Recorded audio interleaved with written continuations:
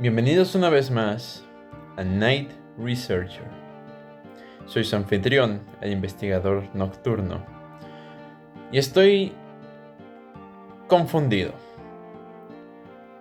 No solo porque es la primera vez en ya varios videos que no me equivoco a la hora de dar la intro, porque a veces en vez de decir investigador nocturno digo investigador desconocido por alguna razón.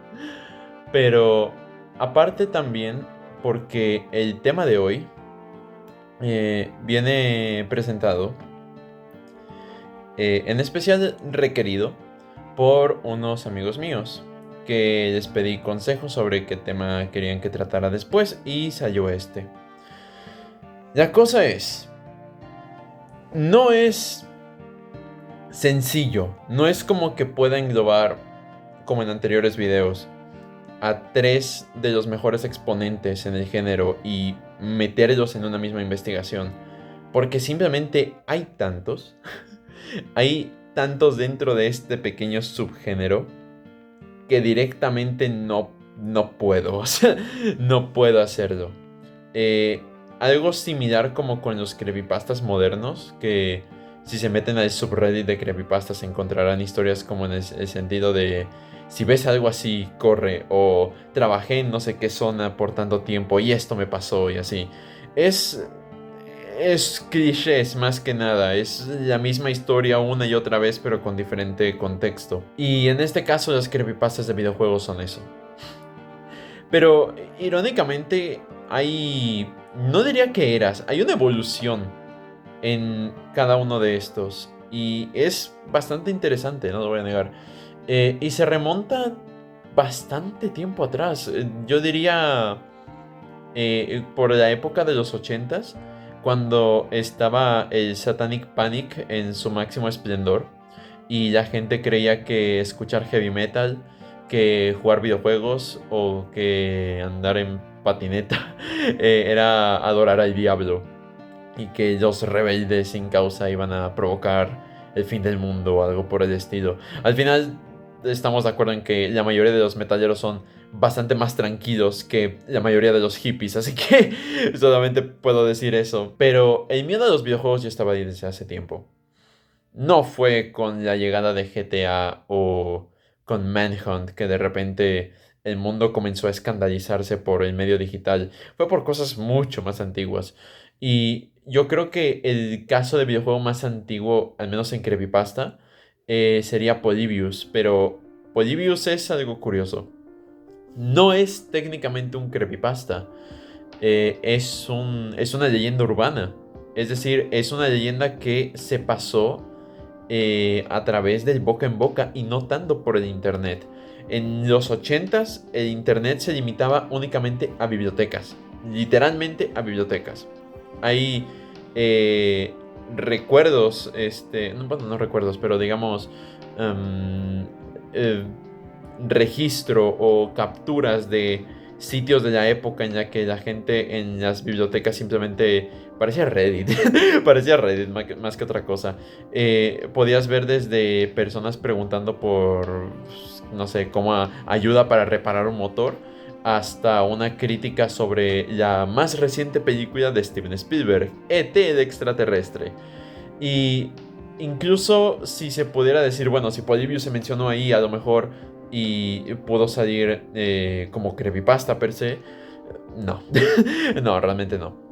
Sino el Mothman o el demonio de Jersey o cosas por el estilo entrarían dentro de la categoría de creepypasta. Y no es así, son leyendas urbanas, ni siquiera críptidos. Pero Polybius es curioso, porque engloba un miedo bastante común. El miedo a la nueva tecnología, a aquello de que no puedes entender lo suficientemente rápido como para estar al mismo nivel del avance del mismo. En Polybius se menciona de que había un arcade de color negro con simplemente la palabra Polybius en el mismo, que era básicamente como un Asteroids, pero que de vez en cuando llegabas a un alto nivel, los hombres de negro y como que venían y registraban no sé, las metas, los récords, el puntaje y todo eso. Y cuando llegabas a un nivel todavía mayor te comenzaban a mandar señales subliminales, mensajes ocultos y te lavaban el cerebro mientras jugabas. Muy MK Ultra, no lo vamos a negar. ¿Y para qué negarlo? Por aquella época el MK Ultra era una teoría de conspiración bastante fuerte que al final resultó ser real, así que pues, quién sabe. Pero Polybius al final del día fue una leyenda urbana. Y no hay ningún registro de que haya existido en ningún momento. Pero sí hay de otros videojuegos. No recuerdo bien el caso, pero desde hacía ya un tiempo se venía mencionando de juegos que si los jugabas te iba a ir mal o algo por el estilo. Pero en sí podríamos decir de que como que el que puso todo como un pilar es Polybius. Es simplemente eso. Em, Luego de eso llegamos a la época de los 2000, es la época dorada del internet, en el que muchísimas leyendas urbanas sobre secretos y códigos e easter eggs dentro de videojuegos empezaron a ser popular en el internet. Entre ellos, varias anécdotas. Eh, Diría algunos casos de jugadores de que decían haber desbloqueado un personaje oculto o decían haber visto algo que nadie más había visto por alguna razón y era difícil de creerles, más que nada porque carecían de la evidencia. Pero había uno que otro caso. Quizá uno de los más conocidos es el de Herobrine. Cuando Minecraft comenzó a hacerse popular, creo que por el 2007, si mal no recuerdo, Herobrine ya era una figura bastante conocida dentro de la comunidad. Todo el mundo se sabía su historia, todo el mundo se sabía la historia de el hermano de Notch que falleció de una manera misteriosa y pues ahora espanta dentro del juego y así. Pero lo cierto es que la leyenda de Herobrine empezó muy distinta. Diría hasta todavía peor, pero peor en el buen sentido, peor en el que da miedo. Debido a que en las primeras actualizaciones Minecraft no tenía nada oficial, era simplemente Notch, 3 sujetos más y eso era Mojang. Minecraft se actualizaba con bastante irregularidad. A veces te tocaban 17 actualizaciones en un mismo día, a veces te tocaba solamente una al mes o algo por el estilo, y muchas de las veces ni siquiera se anunciaba que era lo nuevo. Entre esas cosas, parece que hubo un glitch, el cual provocó que los bloques en las cuevas comenzaran a mostrar texturas que no estaban completas, y dichas texturas asemejaban a ojos blancos. Sí, daba miedo, daba bastante miedo. Literalmente la gente lo mencionaba como 2 píxeles muertos o como pues los ojos de un personaje no humano y ya está. La idea de Herobrine no nació ahí directamente. De hecho, por un tiempo se quería aprovechar este glitch para crear un nuevo enemigo. Y a Notch no se le ocurrió mejor idea que emplearlo con las arañas y los Enderman. Ok, anótense al Enderman. Vamos a hablar de su inspiración más adelante, pero en fin, eso será para otra semana. La cosa es, cuando Herobrine se hizo popular, fue con otro nombre, fue con White Eyes. Y se le refería como un ella. Sí, era una hembra. Y no era un jugador. Al contrario, era una especie de araña con torso humano en vez de cabeza y una cabeza humana. Era raro, pero mucha gente pareció disfrutar del personaje y lo empezaron a utilizar, pero muy poco. Como que la gente no le encajaba muy bien la idea de que esto pudiera estar dentro del juego. De hecho, en su tiempo se sugirieron muchísimos enemigos aparte de los zombies, los creepers y los esqueletos para el juego. Se sugirió Doppelganger, se sugirió una especie como de gremlin o chaneque, algo raro y cosas por el estilo. No sería hasta después que un jugador que estaba haciendo un stream, hizo una pequeña broma en la que colocó a Herobrine en una parte de su casa, como si fuera un retrato. La cosa es que el video era de tan mala calidad en aquella época que pues, todo el mundo se lo creyó en el momento. Aparte de que era la primera vez que hacían algo por el estilo, así que tampoco era... tampoco se les podía culpar de creerse eso. Aparte de todo ello, irónicamente muy similar a Marble Hornets, Herobrine simplemente despegó y todo el mundo comenzó a utilizarlo, todo el mundo ya lo empezó a asociar como una parte indispensable del juego y como parte de su propia comunidad. Si conocías Minecraft, tenías que conocer a Herobrine, punto. Y desgraciadamente, este tipo de entidades no serían las únicas que recibirían un tratamiento similar. Había una que otra por el tiempo que era bastante buena. Ya mencioné a la princesa, que era contemporánea de Herobrine. Pero también está uno de los creepypastas más famosos de la historia, Godzilla SNES. Una historia sobre un muchacho, creo que se llamaba Zachary, si mal no recuerdo, que conseguía una copia de su juego favorito de la infancia. Un juego bastante malo de Godzilla llamado Godzilla para la SNES. Aunque creo que también se llamaba King of the Monsters o Ruler of the Earth, no me recuerdo, pero en fin. El punto es que el juego estaba maldito. Como siempre.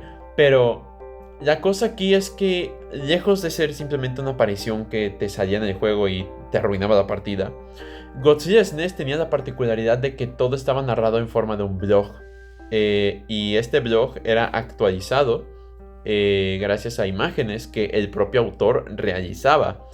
Según la historia, Zachary en su momento tuvo una pareja con una enfermedad terminal, que afirmaba estar viendo una especie de criatura roja que se burlaba de ella.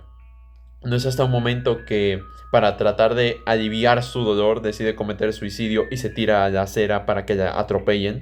En efecto, muere así. Y no es hasta dentro de los eventos del creepypasta que se da a entender de que, por alguna razón, el alma de esta expareja ahora está del cartucho de Godzilla SNES. Y la criatura que la atosiguaba, una especie de demonio llamado Red, es el dueño del propio cartucho. Al final ocurre una batalla bastante épica, no lo voy a negar. Un Deus Ex Machina gigantesco, pero bastante bueno. Es un creepypasta que u odias o amas. Además de que es de los pocos trabajos de pixel art que yo diría valen completamente la pena ver de principio a fin, porque de verdad es muy bueno. Pero aquí tenemos un problema. Y un problema que comenzaría a surgir en trabajos posteriores. No necesariamente por Godzilla SNES, sino por un contemporáneo suyo del cual voy a hablar en el siguiente capítulo, porque lo cierto es que es demasiado largo y tengo demasiado que mencionar sobre él. Solamente diré, es parte de The Legend of Zelda y creo que todo el mundo le podrá adivinar sobre cuál personaje voy a hablar después. Si lo saben, escriben en los comentarios.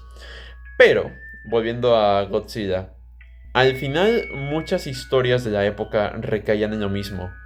Recaían en un cartucho, un DVD, una copia pirata o un clonado del tianguis que tenía una suerte de demonio en su interior.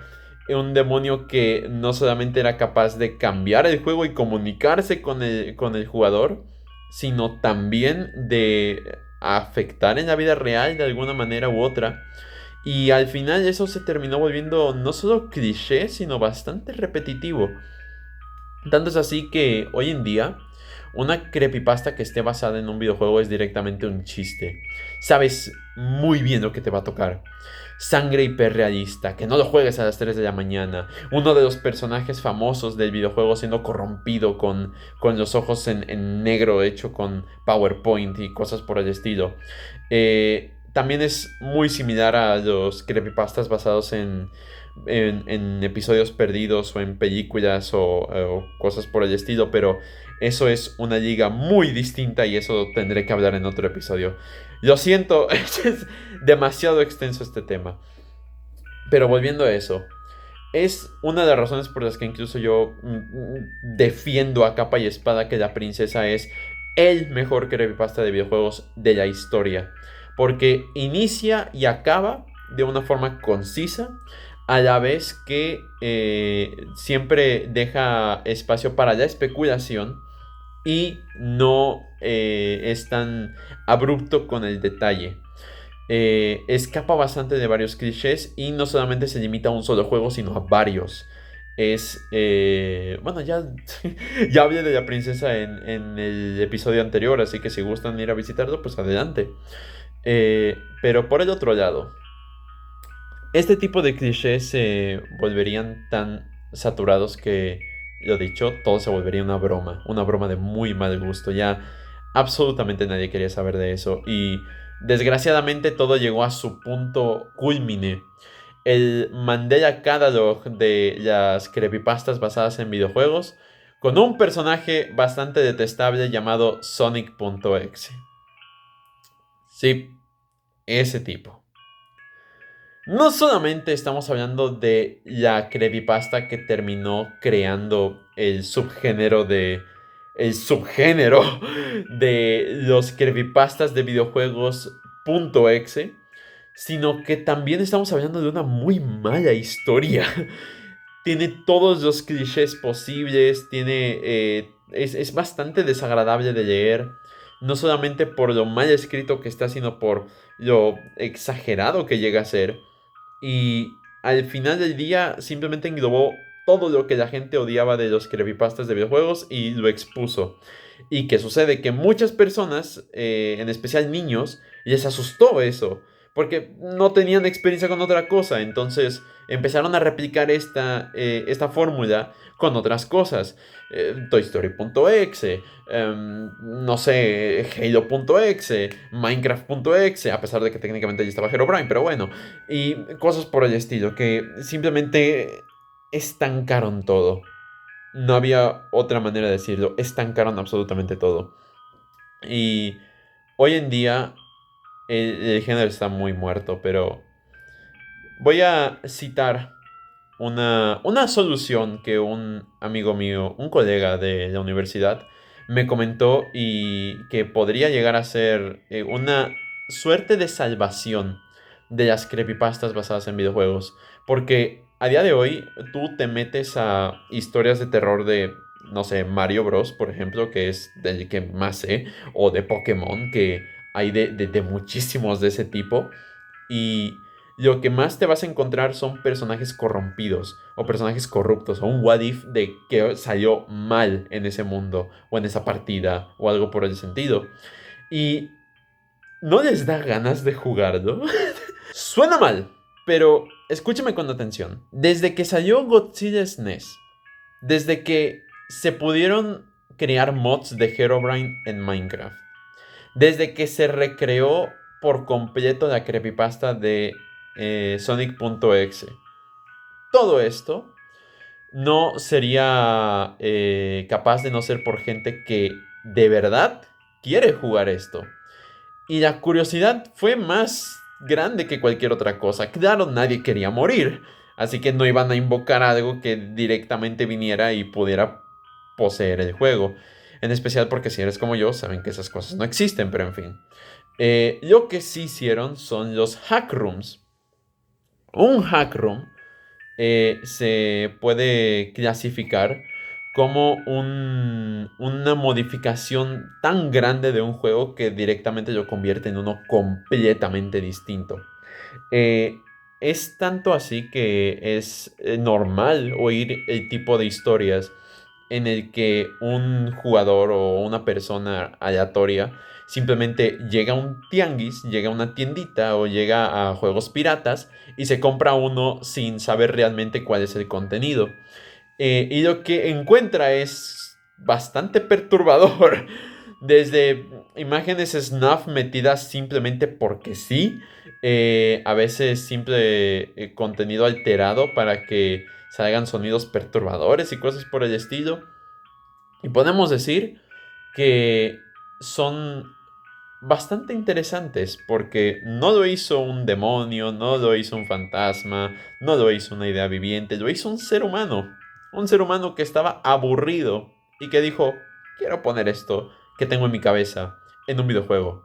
Y lo vamos a distribuir de forma ilegal porque no voy a poder sacar esto de ninguna manera legal sin que me carguen 5 demandas.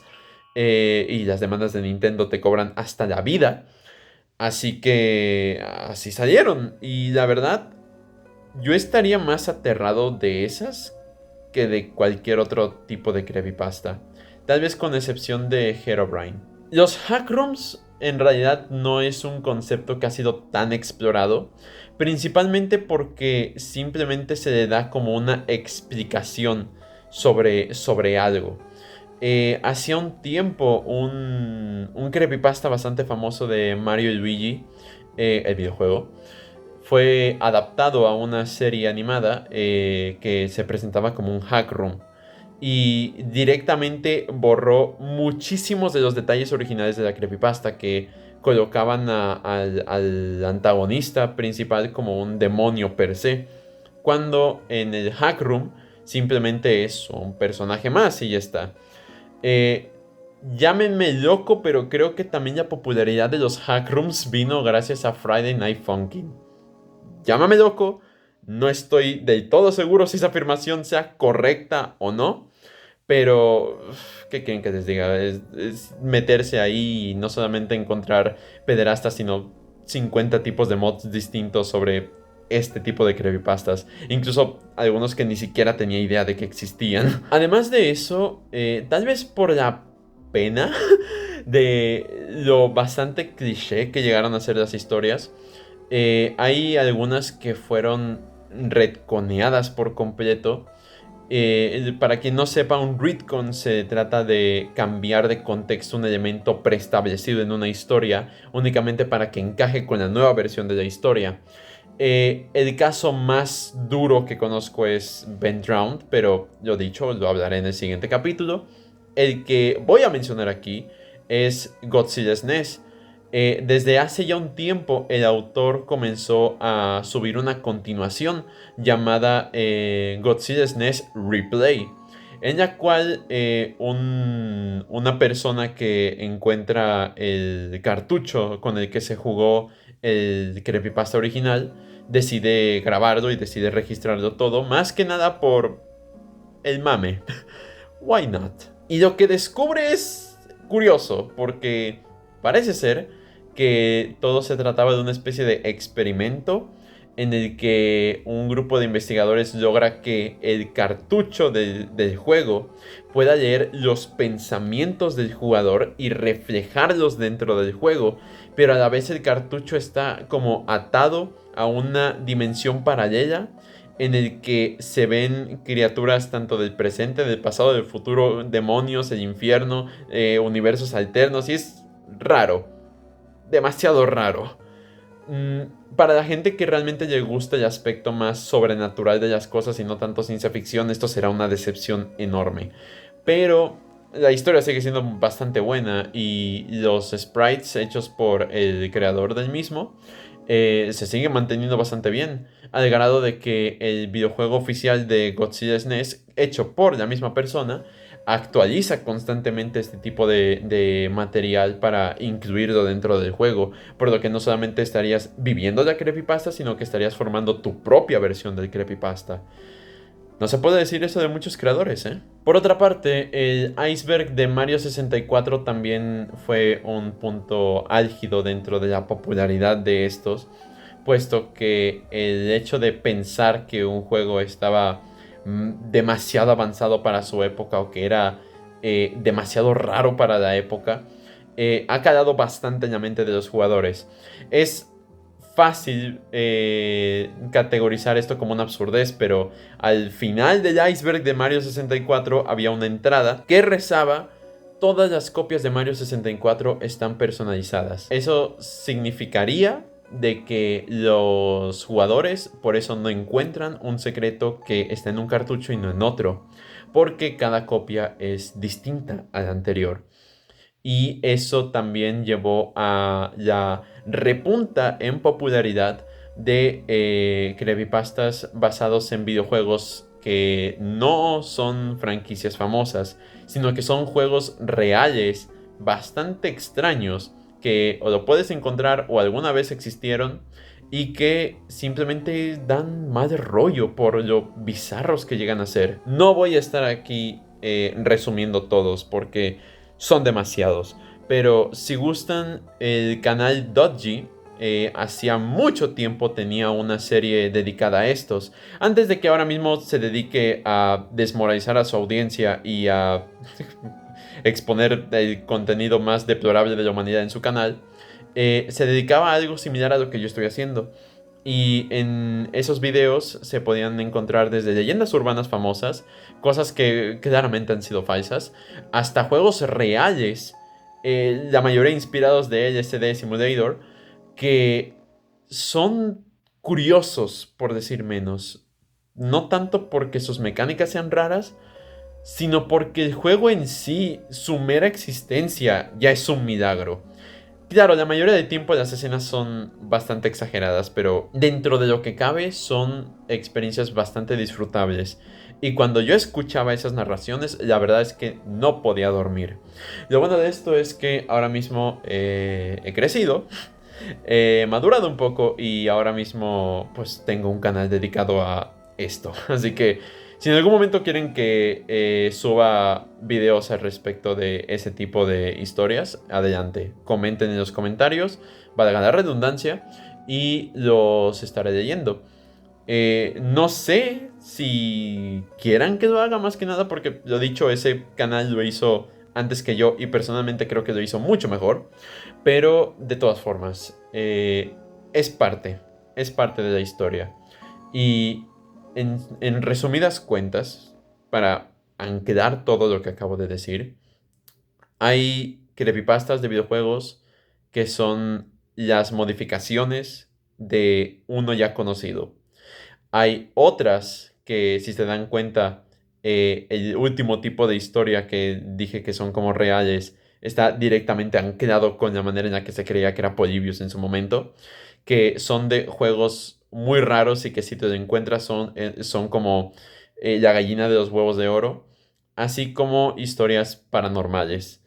Eh, no diría que es un género muerto, porque a día de hoy todavía me encuentro varias cosas.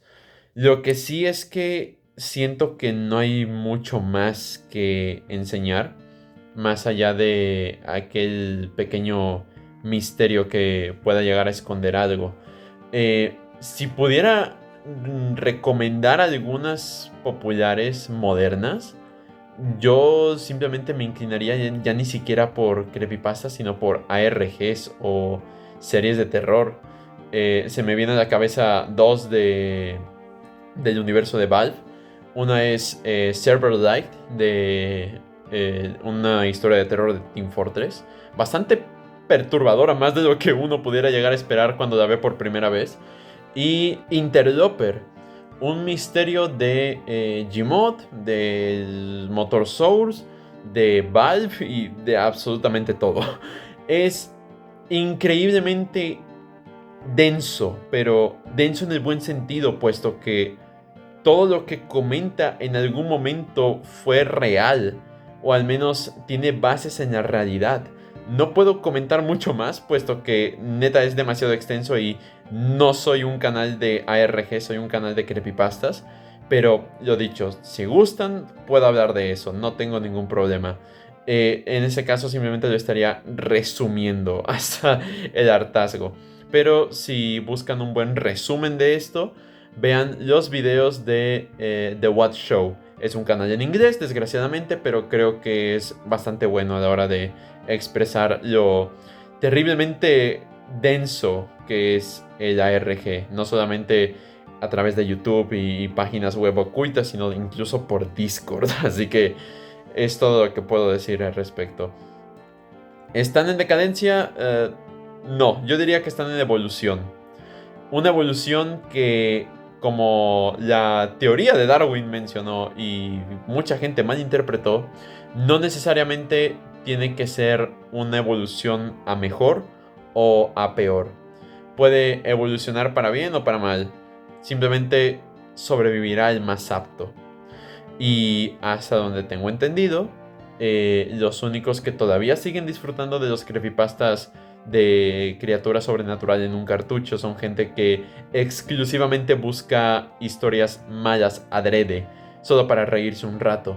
Pero si lo que buscan es aterrarse, si lo que buscan es no pasar bien la noche, si lo que buscan es tener pesadillas y un ataque de ansiedad cada que prenden la computadora para volver a jugar algo, recomiendo Interloper. Y quizá uno que otro más. Eso ha sido Night Researcher. Soy su anfitrión, Alan, el investigador nocturno. Y que tengan buenas noches.